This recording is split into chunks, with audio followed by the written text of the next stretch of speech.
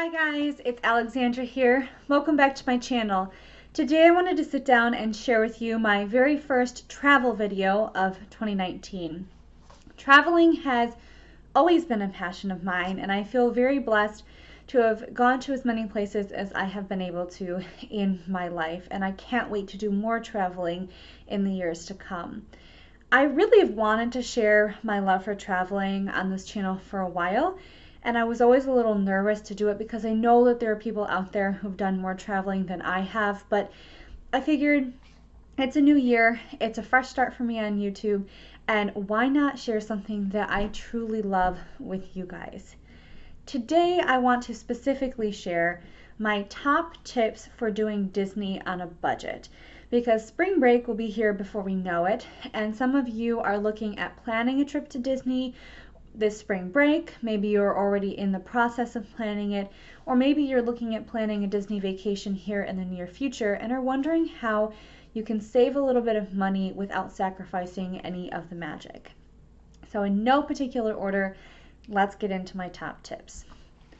By the way, I do have them in a notebook here, so if I'm looking at something, it's probably this. My first tip, and I know I said in no particular order, but this really might be my top tip for helping you save money when planning a Disney vacation, and that is to get yourself a Disney travel agent. Last time I went to Disney, I had never planned a vacation by myself before, and I was stressed to the max at the idea of trying to figure out everything that I needed to do by myself and make sure that I was getting the best deal on it. That's when I realized that I needed to get myself a travel agent.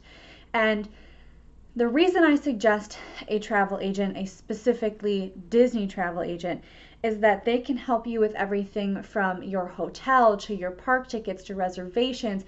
Ours even helped us with a day at Universal. They offered to help us figure out plane tickets if we need it. And for basically everything but Universal tickets and the plane tickets, a Disney travel agent is going to be able to have access to the best deals on hotel rooms, park tickets that you can find. And so they're going to be able to save you money, and they're going to eliminate a lot of stress from your life planning a vacation as well. If you're wondering who I would recommend, I recommend People Mover Travel, which is a company run by Tyler Travels TV. He's a YouTuber here, and I will leave both his travel agency website and his YouTube channel in the description box below. But he was amazing, nothing but helpful. He was great in the planning stages. He was there if we needed something during the vacation, and he even checked in afterwards. And so I'm incredibly pleased with my experience working with him. And most certainly next time I go to Disney, whether that's by myself as a single person or later on with my husband and my kids, I will most certainly be reaching out to him to have him help us plan our next Disney vacation. My next tip is to stay on Disney property. Couple reasons for that. The biggest reason is that it eliminates a lot of extra cost. You don't have to worry about taxis, you don't have to worry about Ubers or Lyfts, and it just generally makes your vacation a whole lot easier. If you are flying and you're staying at a Disney resort, they will pick you up at the airport, and the only thing you need to do when you get off of the plane, if you're using what they call the Magical Express, is you take yourself, your Magic Band, which is basically everything that you need to get into your hotel and all of that stuff, and your carry-on. You head down to the Magical Express area, they'll scan your Magic Band, you get on the bus, and they take you to your resort. You don't have to go to baggage claim, because if you're using the Magical Express and you're staying at a Disney resort, they pick up your bags for you from the airline and will have them in your rooms for you later in the day. With that being said, you do want to make sure that if you're planning to go to the parks, once you get to the resort, everything that you want to have for the day is in your carry-on, carry-on bag, because anything you have in packed luggage that the hotel is going to pick up, you won't necessarily have access to until maybe later that evening when you get back. But it still saved a ton of money. I didn't have to try and figure out how to Uber from Orlando airport to my resort. And it also will save you money on a daily basis. When you stay at the resorts, there's transportation to and from all Disney park locations right at your resort. And so you can hop on a bus or maybe the monorail and you just go. If you don't stay at a Disney resort and you have to drive in, not only are you spending money in gas and on a rental car, you're also spending money in parking fees every day that you were there on vacation. And it adds up quickly. So staying at a Disney resort saves you lots of little expenditures that will add up along the way. The other thing, it's kind of like tip 2.1 with staying at the Disney resorts, is to stay at a value resort. They have kind of 3 tiers of Disney resort life, and that's value, moderate, and deluxe. Value resorts tend to run about $100 to $200 a night. The moderates are anywhere from $200 to $300 or so a night. And then the deluxe are usually about $345 and up. I've seen value resorts like the Contemporary go for $600 a night during peak season. So value resorts, you don't miss any of the magic by staying in a value resort, but you save a ton of money by doing it. At Disney World, which is the Disney park I'm most familiar with, the options for value resorts are the Pop Century, the All-Star Music, All-Star Movies, All-Star Sports, and Art of Animation. Last time I was at Disney, our party stayed at Pop Century, and it was amazing. I had the best time, not to mention the fact that Pop Century was kind of in the middle of having some renovations and remodels done to their rooms, and our party got a brand new renovated room. I mean, I don't know if anybody had actually stayed in that room before us. It smelled like fresh paint when we walked in. It was absolutely amazing, and there was a food court, so if we needed to quickly run and go get food late at night, we could. It just had everything that you could want. It had all of the Disney experience with a fraction of the cost compared to especially the deluxe resorts. If you've got money for the deluxe resorts, that's fantastic, but Disney on a budget does not allow for a deluxe resort stay. My next tip is to skip the meal plan. When you create your Disney experience, you can choose to sign up for a meal plan where you, depending on the level that you get, you'll get so many meals and snacks per day at varying levels of restaurant experience. This might be something that if you're traveling with a large party or a family that you want to look into, because it could save you money in the long run and be a convenience.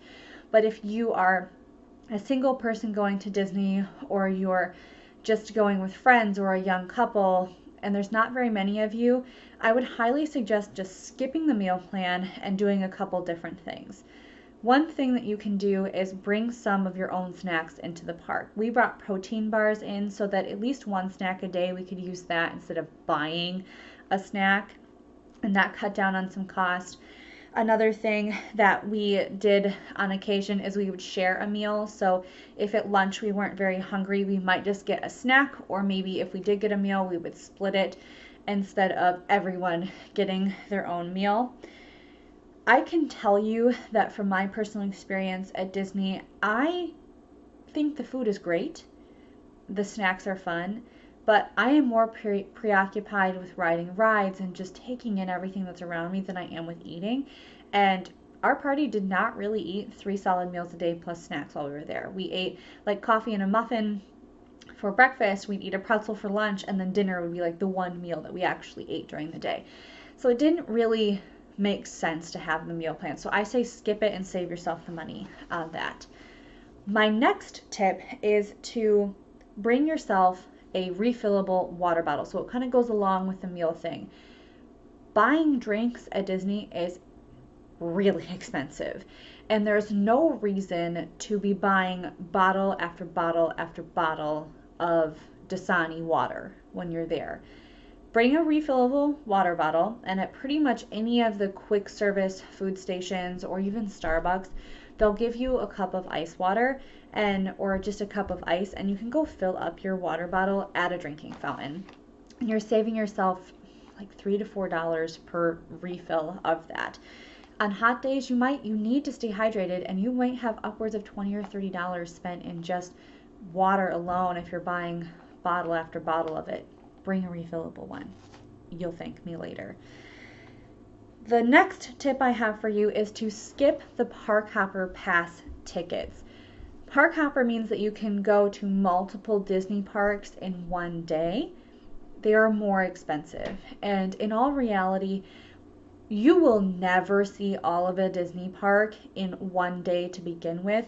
So you might as well do a one park per day ticket and truly dive into what is at that park that day, instead of being like, oh, we're going to spend the morning at Animal Kingdom and then the afternoon at Magic Kingdom. You won't get the full experience of those parks doing it that way, and you're spending more money to do the Park Hopper Pass. You just don't need it. You just don't need it. I don't know what else to say. I know that there's people out there who feel the opposite way, but if you're trying to do Disney on a budget, one of the best ways you can save is by just doing a one park per day ticket.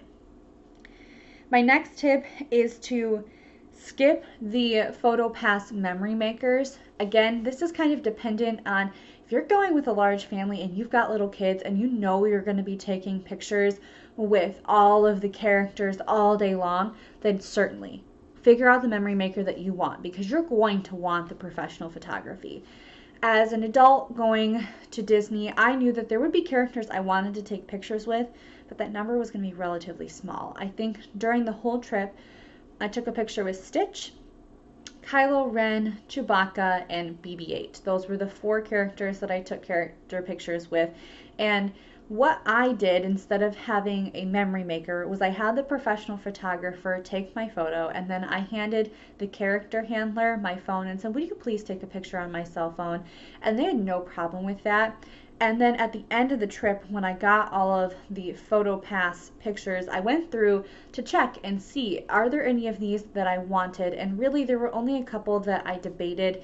Those were my Kylo Ren picture and my Chewbacca picture. I'm a huge Star Wars fan, and I almost bought those PhotoPass pictures, but in the end, my cell phone pictures turned out well enough, and I could save my money on not getting the memory maker and not buying PhotoPass pictures. Again, family, you might want to get it. My next tip is to set yourself a souvenir budget. It is so easy to go into a Disney park and start going through all the shops and just be like, oh, I want that. Oh, I want that. Oh my gosh, that's amazing. I need that. And then by the end of the day, you're like, what did I do? I spent so much money on souvenirs. And you realize you've blown your budget. Set yourself either a monetary budget and say, I'm here for this many days. I want to spend this amount of money on souvenirs during the whole vacation. That way you can keep tabs. Okay, I said my budget was $100 and I spent $20 today on a souvenir. I have this much left for the next however many days. It will help you a lot. The other way that you could potentially set a souvenir budget is number of items. Say, I would like to purchase only X amount of items during my stay here. And then you know, okay, if your goal was to only buy 3 souvenirs and you've bought 2 and you have 3 days left, if you only got 1 souvenir for the rest of those days, you might want to make sure you're picking what you really, really want. Tip. This is one that it's a little hard to do, but if you can do it, do it. What I'm saying is, if you can, go to Disney on an off season. So their busy seasons are usually right around Halloween, Thanksgiving and Christmas, the New Year, and then basically any time in the summer after the majority of schools in the United States are out of session. And not only are the parks busier during those times of year, they are more expensive to visit. So if you can go in those off times, do that. The last time I went to Disney, I went the second week of May. The weather was pretty good. We didn't have any rain. The temperature was good to go with that weather. The parks were not very busy, and we saved some money on our hotel room because it was non-peak season when we went. But anyway, guys, those are my top tips for doing Disney on a budget. I hope that you guys enjoyed this video. If you did, please subscribe and like. Be sure to hit the notification bell to be notified when I post new content. And let me know in the comments below if I have any fellow Disney fans out there, and maybe you guys have some other tips for doing Disney on a budget. Please leave them in the comments. This is by no means an exclusive, all-encompassing list. I would love to know some more if you have them. But thank you guys so much for watching. I hope you have a wonderful rest of your day, and I'll see you next time. Bye.